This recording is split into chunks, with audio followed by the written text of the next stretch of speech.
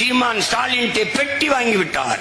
அதே நாயே ஸ்டாலின் பரதேசி நாயே, ஸ்டாலின் பரதேசி நாயே, ஸ்டாலின் பரதேசி நாயே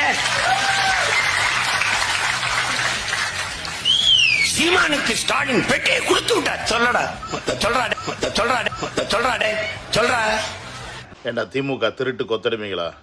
ஒருத்தர் அங்கிள்னு சொன்னதுக்கு இந்த குதிக்கிறீங்களே, இந்த பரதேசி நாய் ஸ்டாலின் பரதேசி நாயே அப்படின்னு இந்த பரதேசி நாய் திட்டுறான். ஒரு தமிழ்நாட்டு சிஎம்மை பார்த்து இவன் திட்டுறான். இவனை பற்றி யாருக்கும் பேசுகிறதுக்கு துப்பு கிடையாது. இவனை பற்றி யாரும் பேசவும் மாட்டீங்க. இவன் இப்படி பேசுனதுக்கு யாரும் கொந்தளிக்கவும் மாட்டீங்க. அப்போ இவன் என்ன வேணால் பேசலாமா முதலமைச்சரை? ஏன் இவனுக்கு மட்டும் என்ன எழுதி கொடுத்துருக்கீங்களா? அவர் எழுதி கொடுத்துருக்கீங்களாடா சீமான் நீ என்ன வேணால் பேசிக்கடா அப்படின்னு? இவ்வளோ கேவலமாக பேசுகிறான், இவ்வளோ அயோக்கியத்தனமாக பேசுகிறான். இவனை பற்றி யாருமே ஏன் பேசலை?